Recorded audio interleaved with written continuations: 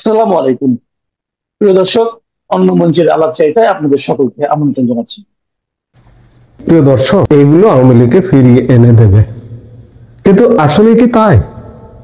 আসলে এক কথায় যদি উত্তর দেই যে তা নয়।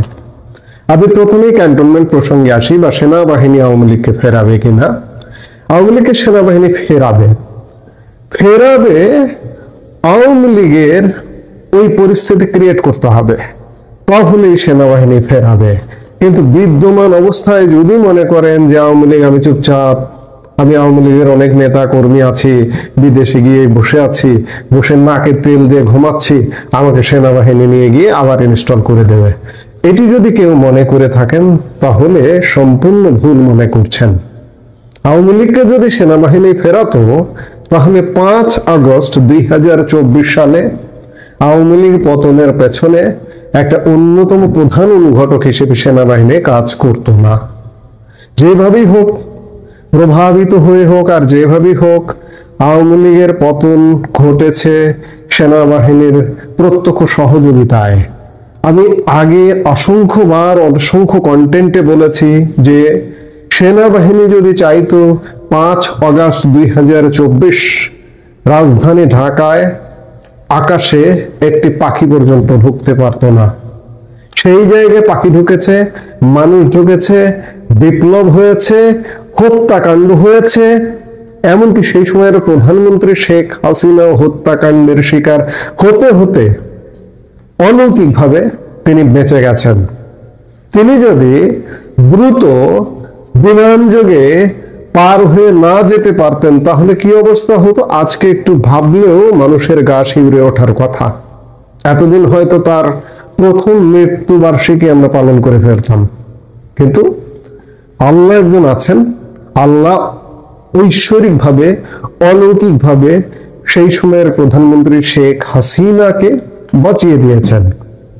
শেখ হাসিনা নিজে বারবার বলেন, নিশ্চয়ই আমাকে দিয়ে অসমাপ্ত আরো কিছু কাজ হয়তো আল্লাহ করাবেন, এই জন্য বাঁচিয়ে রেখেছেন। অলৌকিক ভাবেই তিনি বেঁচে গেছেন, তার বাঁচার কথা ছিল না।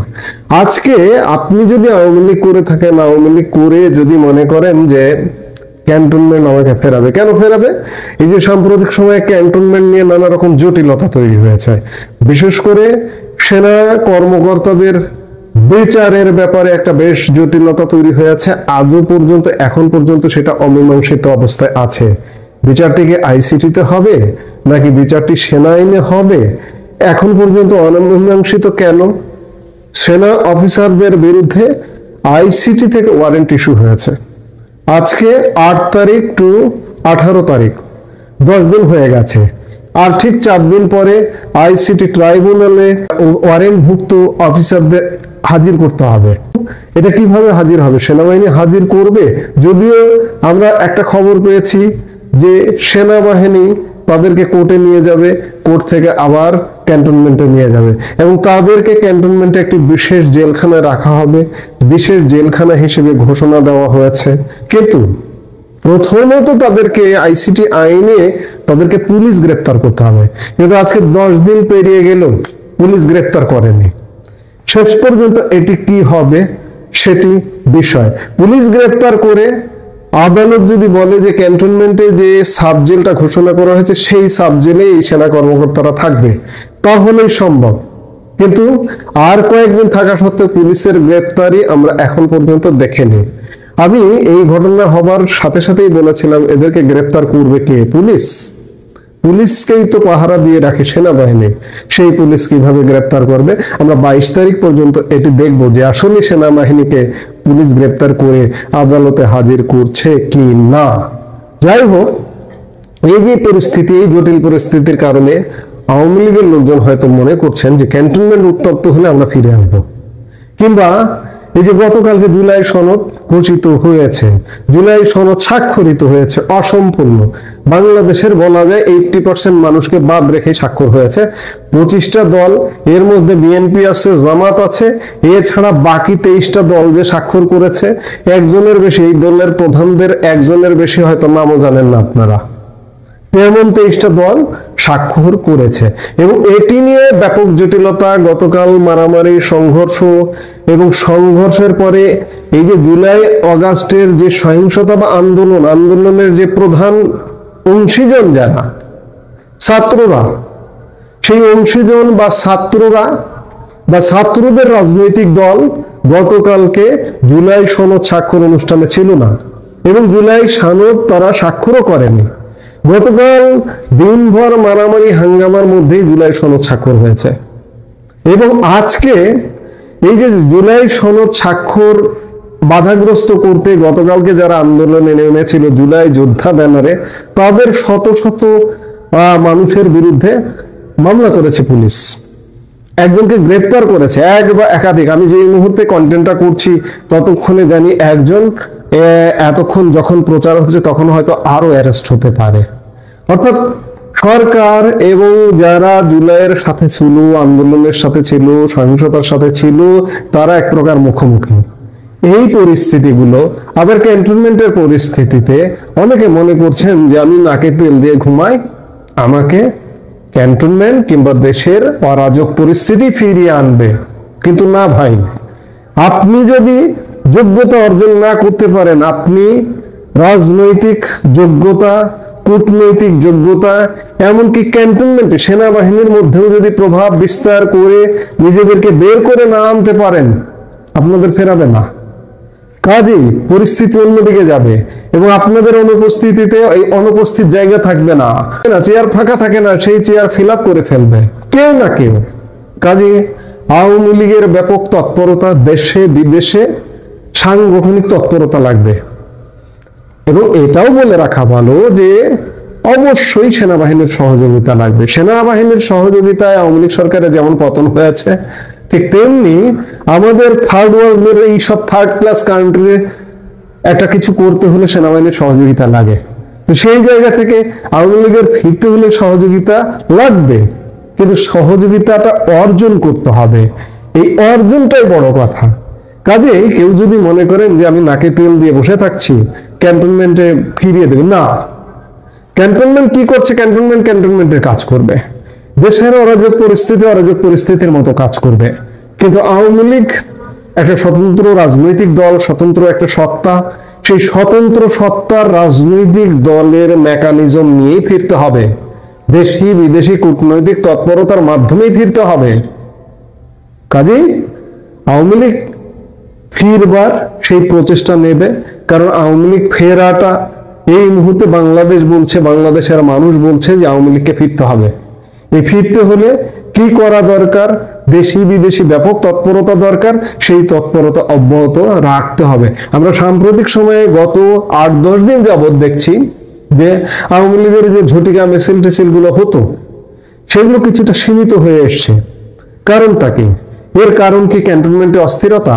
এর কারণ কি এই যে ইউনূস সরকারের সাথে ইউনূস সরকার পন্থী যারা ছিল তাদের মধ্যে বিবাদ করছে আমরা দেখি দর্শকের মতো, কিংবা ক্যান্টনমেন্টে অস্থিরতা চলছে আমরা দেখি, ওই পরিস্থিতিগুলো আমাদেরকে ফিরিয়ে আনবে না। আপনাদের কাজ আপনাদের করতে হবে, আপনাদের কার্যক্রম চালিয়ে যেতে হবে। এই পরিস্থিতিগুলো আপনাদের সহায়ক হবে। এই পরিস্থিতিগুলো, ক্যান্টনমেন্ট পরিস্থিতি আপনাদের জন্য মূল ভূমিকা নয়, কিংবা ডক্টর ইউনূসের সরকার পন্থী যারা তাদের মধ্যে গ্যাঞ্জাম লেগে যাওয়াটা আপনাদের জন্য ফেরানোর জন্য মূল ভূমিকায় অবতীর্ণ হবে না। মূল ভূমিকায় অবতীর্ণ হতে হবে আপনাদের নিজেদেরকেই। নিজের আলোয় জ্বলে উঠতে হবে, চাঁদ হলে হবে না, সূর্য হতে হবে। চাঁদের নিজস্ব কোনো আলো নেই, সূর্যের আলো আছে। কাজে আপনার সূর্যের আলোর বিকিরণ ঘটাতে হবে, আর যেখানে স্বাভাবিক আলো দিয়ে আলোকিত করতে হবে সেখানে আলোকিত করতে হবে। সেটাই আওয়ামী লীগের একমাত্র পথ এবং পন্থা হওয়া উচিত আওয়ামী লীগ ফিরে আসার এবং বাংলাদেশের স্বাভাবিক রাজনীতি তৈরি হওয়ার। লিখেছেন ঘুরে গেল ভারতীয় বাহিনী। তারপর চিন্তা হচ্ছে ঘুরে গেল বলতে কি উল্টা ঘুরে গেল নাকি অন্য কোনো ঘুরে যাওয়া? ঘুরে যেতে বলতে আমি বুঝাচ্ছি যে আপনার বাংলাদেশ ঘুরে গেল ইন্ডিয়ান সেনাবাহিনীর 4 গোয়েন্দা কর্মকর্তা। আপনারা জানেন যে গত 5 দিন আগে আমি একটা ভিডিও দিয়েছিলাম যে বাংলাদেশে ইন্ডিয়ান সামরিক বাহিনীর 4 গোয়েন্দা কর্মকর্তা আসছেন, যারা আমাদের বাংলাদেশের বিভিন্ন অঞ্চল ঘুরবেন, সাথে পার্বত্য চট্টগ্রাম এবং কক্সবাজার ঘুরতে যাবেন। কিন্তু এই কথাটা বলে আমরা যখন ভিডিও করেছিলাম, এটা ছিল যে একটা সরকারি সফর, ইন্ডিয়া থেকে একটা সরকারি সফর, বাংলাদেশে এটা জানতো। শুধু ইন্ডিয়ান সেনাবাহিনী যে বাংলাদেশে আসবে এইটা বিভিন্ন জায়গায় যেখানে যেখানে ঘুরবে সেখানে সেখানে চিঠি পাঠিয়ে দেওয়া হয়েছিল বাংলাদেশ সেনাবাহিনীর পক্ষ থেকে। এবং এই চিঠিটা 9 তারিখ 9 অক্টোবরের এই চিঠি বাংলাদেশ সেনাবাহিনীর, এই চিঠিটা গোপনীয় একটা চিঠি, তাদের সরকারি অধিদপ্তরের চিঠি, অফিস টু অফিস চিঠি, কিন্তু সেই চিঠি হঠাৎ করে বেরিয়ে আসে এবং চলে যায় তথাকথিত ছাত্র জনতা যৌন মৌলবীদের হাতে। তখন থেকে তারা গুটি পাকাতে থাকে যে কিভাবে একটা কিছু করা যায়, কারণ তারা তো অলরেডি গত 15 মাস ইন্ডিয়ার বিরুদ্ধে ব্যাপক ঘৃণা ছড়িয়েছেন এবং অনেক কিছু করতে চাচ্ছেন, যে প্রয়োজনে এমনও বলেছেন যে তাদের ইন্ডিয়া আক্রমণ করার জন্য তাদের 50 লক্ষ লোকও তৈরি আছে, এই আছে সে আছে, অনেক কিছু বলে এমন একটা পরিস্থিতি সৃষ্টি করে রেখেছিলেন যে একটা যুদ্ধান্দেহী ভাব। এর ভিতরে আমরা এটাও বলেছিলাম আমি যে 10 তারিখে আপনার আমাদের ওয়াকার সাহেবের যে সৌদি সফর ছিল সেটাও তিনি বাতিল করেছেন, এবং পরবর্তীতে আমরা শুনতে পারলাম 13 তারিখে আবার এটা চাউর হয়ে গেল যে না, ইন্ডিয়ান সেনাবাহিনীর সফরটা বাতিল করেছে বলে একটা খবর আমাদের কাছে আসলো। কিন্তু আসলে সেই সফরটা বাতিল ছিল না, সেই সফরটা বাতিল হয়েছে বলে এই খবরটা রটিয়ে দেওয়া হয়েছিল, যাতে ওই যে ইসলামিক যৌনতা যারা আছে তারা যাতে আবার একটা আন্দোলন তৈরি করতে না পারে, কারণ তারা ব্যাপক পয়সা করে খরচ করে মোটামুটি একটা আন্দোলন তৈরি করেছে, প্রয়োজন ইন্ডিয়ান সেনাবাহিনী যারা আসবে তাদেরকে ধরে মায়েরা কাইটা মানে ফালাই দিবে, এই অবস্থা। তো সেই অবস্থায় ইন্ডিয়ান এই সেনাবাহিনীর 4 কর্মকর্তা, গোয়েন্দা কর্মকর্তা, ওনারা বাংলাদেশে এসেছেন, ওনারা পার্বত্য চট্টগ্রামে গিয়েছেন, কক্সবাজারে গিয়েছেন, ঢাকা ক্যান্টনমেন্ট ঘুরেছেন, এবং আপনার আমাদের উত্তরবঙ্গের ওই যে 2টি এয়ারপোর্ট যেগুলো আপনার এই বলা হচ্ছিল যে দ্বিতীয় বিশ্বযুদ্ধের সেই এয়ারপোর্ট, চাইনিজ বিমান এনে নামাবে, আমেরিকা ওখানে বেস করে, এগুলো বলছিল, ওগুলো সব ঘুরে গেলেন। তো লোক ঘুরে যাওয়ার পরপরই আপনার আবার আমাদের অনেকে বলছে যে একসাথেই ছিলেন, আবার অনেকে বলছেন যে না, আমাদের সেনাপ্রধান আলাদা একাই গিয়েছিলেন ওই জায়গায়। কিন্তু আমাদের যতটুকু খবর তাতে সেনাবাহিনীর সেনা হেলিকপ্টারে ইন্ডিয়ান 4 গোয়েন্দা কর্মকর্তা সহ ওখানে গিয়েছিলেন, যেটার ভিডিও কিন্তু 100% ফুটেজ কেউ পায় নাই। ওনারা সহ ওখানে এয়ারপোর্ট ঘুরে এসেছেন। এখন আপনারা বলতে পারেন যে এতে ইন্ডিয়ান সেনাবাহিনী ঘুরে গিয়েছে, তাতে লাভ কি? দেখেন, গত 15 মাসের ভিতরে একমাত্র পাকিস্তানি আর আমেরিকান গোয়েন্দা কর্মকর্তারা সরাসরি আসতেছে যাইতেছে, এছাড়া ইন্ডিয়ান কোন বাহিনীর লোক এখানে সরাসরি ভাবে আসেনি। হ্যাঁ, রয়ের এজেন্ট আছে, হাজার হাজার রয়ের এজেন্ট আছে, ওগুলো চেনার কোনো উপায় নেই, তারা আছে এখানে। বাকি বাকি পাকি এজেন্ট, তারপর চাইনিজ এজেন্ট এরাও আছে, আমেরিকান এজেন্টও আছে, কিন্তু সরাসরি ভাবে ওপেন ডিক্লেয়ার দিয়ে কেউ আসেনি, কারণ যেহেতু একটা সম্পর্ক খুব খারাপ দিক চলছে। আর এই আশাটার পেছনের কিন্তু একটু কারণ যদি আপনারা খতিয়ে দেখেন তাহলে একটা খুব ভালোভাবে বুঝতে পারবেন। এই যে ট্যারিফ নিয়ে যত গন্ডগোল চলতেছিল, এই চলতেছিল, কিছুদিনের ভেতরে কিন্তু এই যে কিছুদিন মানে আপনার 10 থেকে 12 দিন আগে ইন্ডিয়ান বলছি, আমেরিকান প্রেসিডেন্ট বলছিল না, নরেন্দ্র মোদী আমার বন্ধু মানুষ, তার সাথে আমার দেখা হবে, এই হবে, সেটা একটা ভালো ভাব। কারণ আপনার আমেরিকার প্রধান শত্রু কিন্তু চায়না, ওদের প্রধান শত্রু ইন্ডিয়া না। চায়নার শক্তিকে খর্ব করার জন্য তাদের কিছু একটা দরকার, আর ইন্ডিয়ার দরকার হচ্ছে তার দেশের নিরাপত্তা। ইন্ডিয়ার রিয়েলি প্রয়োজন অন্য কিছু না, শুধু তার দেশের নিরাপত্তা, যে তার দেশে যাতে কোনো গন্ডগোল না হয়। দেখেন, পাকিস্তান, তার পার্শ্ববর্তী রাষ্ট্র আফগানিস্তান, 3 বছরের ভিতরে মানে 9 বার যুদ্ধ হয়েছে, প্রতিদিনই তাদের বর্ডারে যুদ্ধ চলে। কিন্তু আপনারা যে চিন্তা করেন, বাংলাদেশের সাথে ইন্ডিয়া কিন্তু কখনো এইভাবে ফাইট করতে আসে না, যুদ্ধ করতে আসে না, তো পাকিস্তান করতে শুধু এই হারামির জাত, এই পাকি জাত, তারা এসে আমাদের উপর তাবেদারি করবে, এইখান থেকে বৈশা অন্য দেশে আক্রমণ চালাবে, আর পার্শ্ববর্তী দেখে থাকবে, এটা তো হয় না। আরেকটা কথা একটু খেয়াল করে দেখেন, আজকে 4 দিন ধরে আবার ডোনাল্ড ট্রাম্প বলছেন যে ইন্ডিয়া আমার কাছে প্রমিস করেছে রাশিয়ার তেল কিনবে না। রাশিয়ার তেল কিনবে না না কিনবে সেটা যেমন ইন্ডিয়া ভালো বুঝে এবং রাশিয়া বুঝে, এখন যদি বলে যে কিনবে না, এর পেছনে কি কোনো যুক্তি পান? দেখেন, এর পেছনে একটা যুক্তি আমি বলি। এমন হতে পারে যে ঠিক আছে, ইন্ডিয়া বলে যে আমি রাশিয়ার তেল কিনবো না, বা 50% কমাই দিব, আগে যেটা 2% ছিল সেই পার্সেন্টেজে নিয়ে যাব, এখন তো 100% কিনি, তা কিনবো না, 2% বাকি তোমার থেকে কিনবো। কিন্তু তুমি একটা কাজ করতে হবে, সেটা হচ্ছে যে বাংলাদেশ নিয়ে মাথা ঘামাইতে পারবে না, বাংলাদেশে আমি যারা চাই তারাই বসাই দিব, আমি যাকে চাই তারে বসাবো। কারণ এখন বাংলাদেশে আমি যারে চাই তারে বসাবো, তাহলে কে আছে?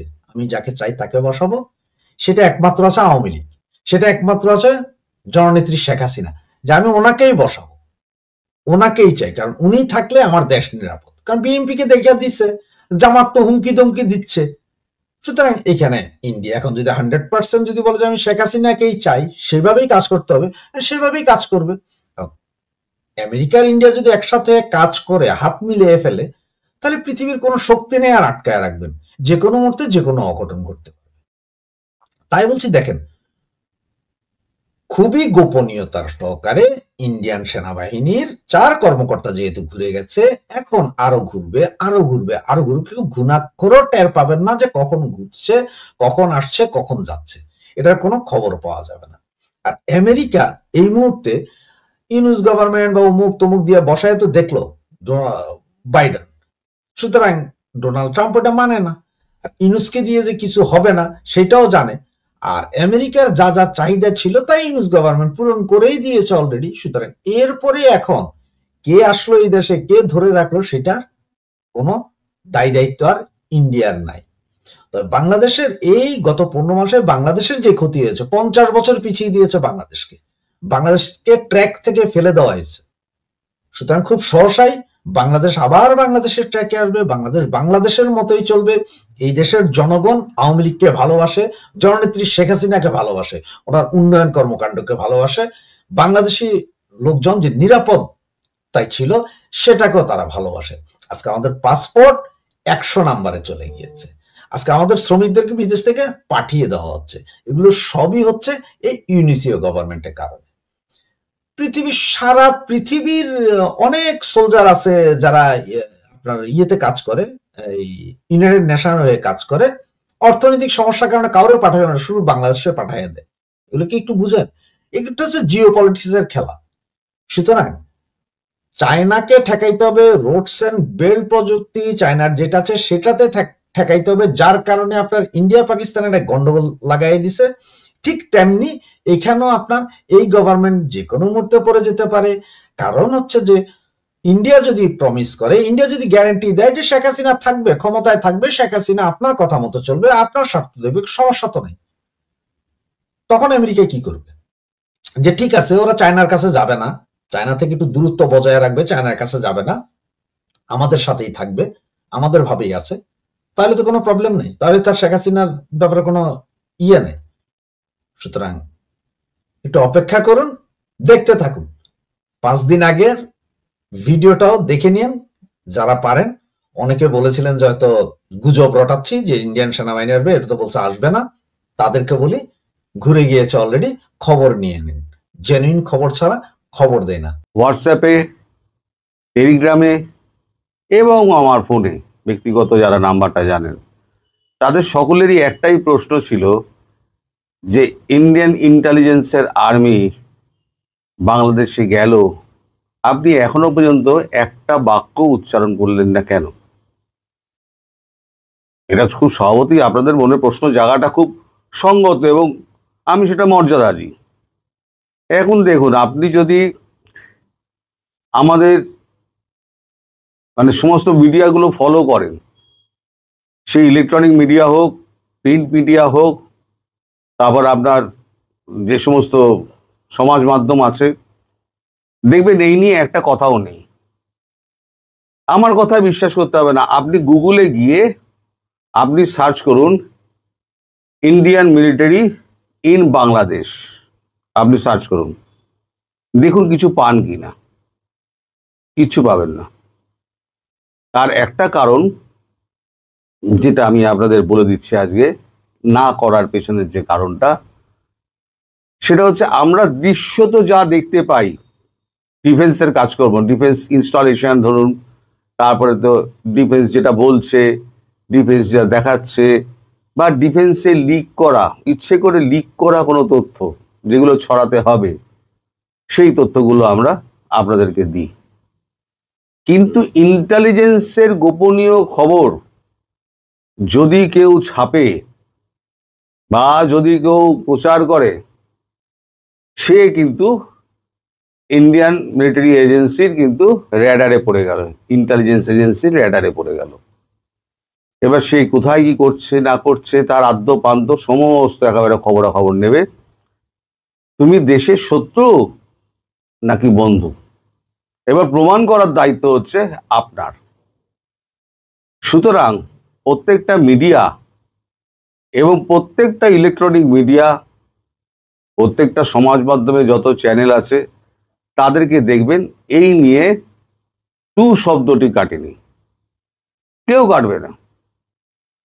আমার কাছে এত প্রশ্ন এসছে যে আজকে আমি এটা নিয়ে বলতে বাধ্য হলাম। আমি দেখুন ওপরে ওপরে বলবো, ভেতরের ব্যাপার কিছু আমি বলতে পারবো না। তাতে যদি আপনারা কেউ না শোনেন এখনই স্কিপ করে বেরিয়ে যান। আমি আউটলাইনটা বলছি। আউটলাইন যেটা হচ্ছে, মোহাম্মদ ইউনূস তিনি প্রথম যখন ঢাকায় এসেছিলেন, ঢাকায় এসে তিনি বড় বড় বাকতাল্লা দিয়েছিলেন সেভেন সিস্টার নিয়ে এবং সমুদ্রের আধিপত্য নিয়ে। উনি অনেক বড় বড় কথা বলেছিলেন, সেভেন সিস্টার অক্ষত থাকবে না, শান্তি থাকবে না, সেভেন সিস্টার নিয়ে প্রচুর কথা। তারপর মার্কিনী সৈন্যদের আপনার এখানে চট্টগ্রামে আনাগোনা, টার্কির সঙ্গে আপনাদের যোগাযোগ, বাংলাদেশের যোগাযোগ, সব মিলিয়ে ভারতবর্ষ একটু চিন্তিত ছিল। এখন তারপরেতে ভারতবর্ষের সেনাবাহিনী যোগাযোগ করে আপনাদের মানে স্বরাষ্ট্র দপ্তরের সঙ্গে। সেখানে চিঠি দেওয়া হয় যে আমরা ভিজিট করতে যাব, আমাদের পারমিশন দেওয়া হোক। আমরা পারমিশন চাইছি, পারমিশন যদি না দেন তাহলে আমরা এমনিই যাব, পরের বারে আর পারমিশন চাইবো না এবং অন্য কোনো কথাও আমরা শুনবো না।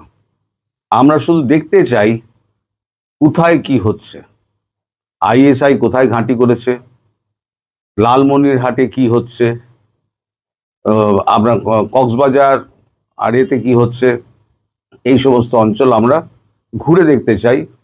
এবং আইএসআই এর সঙ্গে আপনাদের সম্পর্ক কি, টার্কির সঙ্গে আপনাদের সম্পর্ক কি, সেগুলো নিয়ে আমরা একটুখানি আলোচনা করব।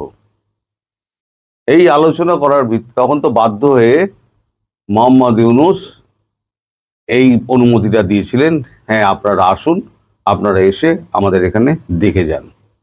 এখন আপনারা প্রশ্ন করতেই পারেন, ওই আমাদের কাগজে তো বেরোল না, তাহলে মোহাম্মদ ইউনূসকে বলবেন যে আমি ইন্ডিয়ান আর্মিকে আমি ডেকে পাঠিয়েছি, তারা এসে এখানে ঘুরে যাবে? কখনোই তিনি বলবেন না। ফলে আপনারা দৃশ্যটা দেখতে পাচ্ছেন, ইন্ডিয়ান আর্মির লোকজন, ইন্টেলিজেন্সের লোকজন এসছে, তারা এখানে যাচ্ছে, ওখানে যাচ্ছে, সেখানে যাচ্ছে, কথাবার্তা বলছে, বৈঠক করছে, বৈঠক করে তারা চলেও গেল। কিন্তু ভেতরের খবর আপনিও জানতে পারলেন না, আর আমিও প্রকাশ করতে পারছি না। তার মানে এই নয় যে আমরা জানি না, সবাই সব জানে, কিন্তু কেউ আমরা প্রকাশ করব না। যদি ভালোই ভালোই সমস্যা মিটে যায় তাহলে বাড়াবাড়ি করার দরকার নেই, আর যদি ভালোই ভালোই না মেটে তাহলে প্রেক্ষাপট ধরতে হবে। এটি হচ্ছে সরাসরি একটা বার্তা দিয়ে দেওয়া হয়েছে। এর মধ্যে ওয়াকারুজ্জামান তিনি নড়ে চড়ে বসেছেন, কিন্তু এখন শোনা যাচ্ছে লেফটেন্যান্ট জেনারেল শামীম, তাকে তিনি এখন দায়িত্ব হস্তান্তর করেছেন। আনঅফিসিয়ালি শোনা যাচ্ছে, অফিসিয়াল খবর কিন্তু আমি জানি না, এর কতটা সত্য কতটা মিথ্যে তা আমি জানি না। এটা কাল রাত থেকে এটা খুব চাউর হয়েছে। লেফটেন্যান্ট জেনারেল শামীম, মিজানুর রহমান শামীম, এরকম কিছু একটা নাম হবে, আমি পুরোটা জানি না। তো অনেক কিছু ঘটছে, পর্দার অন্তরালে অনেক কিছু ঘটছে। এই যে গতকালকে জুলাই সনদ হলো না, সেখানে অনেক শুকনো মুখের দল দেখেছেন, তারা বুঝতে পারছে যে আমাদের সময় কিন্তু ঘনিয়ে আসছে। এই যে সনদ ফনদ এই যে যেগুলো হচ্ছে আপনারা লাফালাফি করছেন, এগুলো কোনো কাজে আসবে না। আমি আগেও বলেছি, এখনো বলছি, ভবিষ্যতেও বলবো, এই সনদ ফনদ কোনো কাজে লাগবে না। এখন টাইমটা এটা বাঁচলো কেন ভারত? আপনাদের মনে আছে আফগানিস্তানের বিদেশমন্ত্রী আমির খান মুত্তাকি তিনি ভারতে এসেছিলেন। ভারতে এসে তিনি বিদেশ মন্ত্রকের সঙ্গে কথাবার্তা বলেছেন এবং ভারত তাদেরকে যথাসম্ভব সাহায্য দেওয়ার অঙ্গীকার করেছে। ভারতবর্ষ বরাবরই আফগানদের বন্ধু। এখন ভারতবর্ষের প্ল্যান হচ্ছে আফগানিস্তানকে দিয়ে, মানে তালিবানকে দিয়ে পাকিস্তানকে আচ্ছা করে পেটাও। এরা এখন ডিউরাল লাইন, এই যে লাল দাগটা দেখছেন, এই ডিউরাল লাইন পেরিয়ে গিয়ে এরা এখন পাকিস্তানের মধ্যে ঢুকে পুরো হামলা চালাচ্ছে, বডিকে বডি ফেলে দিচ্ছে। তারপরে ভারত করেছে কি, একদিকে পাকিস্তানকে যুদ্ধে জড়িয়ে রেখেছে যাতে মাথা না তুলতে পারে। এত সোলজার সারা দিনে যদি 70, 80, 120, 130টা করে সোলজার মারা যায়, একটা সোলজার তৈরি করতে গেলে মেহনত করতে হয়, যে সময় দিতে হয়, যে খরচা করতে হয়, সেই সোলজার যদি মারা যায় তাহলে তার মানে অবস্থা কতটা খারাপ হতে পারে। ঠিক এই সময়টাতে ভারত এই সুযোগটা নিয়েছে যে এখন যা করার করো, পাকিস্তান ওদিকে ব্যস্ত আছে। আর তার কি ব্যবস্থা করে রেখে দিয়েছে ওই গ্রিসকে দিয়ে। গ্রিসকে আপনারা কতটুকু খবর নিশ্চয়ই আপনারা জানেন, এইটুকু খবর নিশ্চয়ই আপনারা জানবেন, কতটুকু অল্পটুকু খবর হলেও জানবেন যে গ্রিস টার্কিকে লক্ষ্য করে গতকালকে 5টা মিসাইল মেরে দিয়েছে। এরদোগানের এখন পাগল করা অবস্থা, কারণ গ্রিসের সঙ্গে টার্কির একটা বরাবরের গন্ডগোল। এই টার্কি, ওদিকে আজারবাইজান, এটা হচ্ছে টার্কির বন্ধু হচ্ছে আজারবাইজান। আজারবাইজানকে ম্যানেজ করার জন্য আর্মেনিয়াকে সশস্ত্র করে রেখে দিয়েছে। এবার যদি আরো একটুখানি গন্ডগোল টার্কি পাকায়, তাহলে পরে এবার আর্মেনিয়াকে বলবে তুমি এবার আজারবাইজানকে অ্যাটাক করো। তার মানে টার্কি চারদিক দিয়ে ঘিরে গেল, পাকিস্তান চারদিক দিয়ে ঘিরে গেল, বাকি রইল কে? বাকি রইল ভারত। এইবারে ভারত বুঝে নেবে। আর আফগানিস্তানের ব্যাপারটা আমি বলি, আফগানিস্তান দীর্ঘদিন ধরে এরা লড়াই করে আসছে। আফগানিস্তানের বিরুদ্ধে লড়াই করে কেউ জিতবে না, কোনোদিন জিততে পারেনি। কারণ এরা পাহাড়ি মানুষ, পাহাড়ে নুন রুটি খেয়ে থেকে যাবে, আপনি আমি পারবো না। এরা 40 বছর ধরে লড়াই করছে, এরা পস্তুন, এরা লড়াই করে আসছে, লড়াকু জাত, জান চলে যাবে তবু অস্ত্র ছাড়বে না। ওখানে মজিদ ব্রিগেড আছে, বিএলএ আছে, বিএলএফ আছে, টিটিপি আছে, সবাইকে এখন একত্র করে দিয়েছে তালিবান। এই তালিবানরা এখন সবাইকে একত্র করে দিয়ে আফগানিস্তান এপাশ দিয়ে মারছে, টিটিপি ওপাশ দিয়ে মারছে, বালুচ এপাশ দিয়ে মারছে, সব মিলিয়ে তাহি মধুসূদন অবস্থা। এই অবস্থায় একটা মিস অ্যাডভেঞ্চার পাকিস্তান করতে চাইবে, যাতে সেটা পূর্ব দিক দিয়ে না করতে পারে, আপনাদের দেশটা যাতে ধ্বংস না হয়, তার জন্য আমরা এখান থেকে ওখানে গিয়ে কি কি ইনস্টলেশন কে কি বসিয়েছে না বসিয়েছে সেগুলো আমরা সমস্ত দেখে এসেছি এবং ছবি টবি তুলে এসেছি। এর বাইরে আর কি কথা হয়েছে, কি কি আছে না আছে, এগুলো আমাদের প্রকাশ করার কোনো অনুমতি নেই। আমি ওই যে বললাম, আপনারা গুগল সার্চ করুন, যদি একটা লাইন পান আপনারা এই ব্যাপারে, তাহলে আপনারা আমাকে ফোন করে আর কমেন্টে আচ্ছা করে গালি দিয়েন। যদি গুজবই ছড়ানো হতো তাহলে আমি অনেক কিছুই বলতে পারতাম। আর এই ডসিয়ারের ব্যাপারটা বলছেন তো, এটাও কিন্তু দৃশ্যমান নয়। ডসিয়ারটা হচ্ছে গোপন কূটনৈতিক চিঠির আদান প্রদান, সেটা এতটাই গোপনীয়, সেটা গোপনই থাকে। ডসিয়ার এসছে এই খবরটা আমরা পাবো, যেমন পাকিস্তান ডসিয়ার পাঠালে, আমেরিকাও ডসিয়ার পাঠায়, সব দেশই ডসিয়ার পাঠায়, ভারতও ডসিয়ার পাঠায়। ডসিয়ার এসছে এই খবরটা আমরা পাবো, কিন্তু ডসিয়ারের ভেতরে কি আছে না আছে সেই খবরটা আমরা পাই না।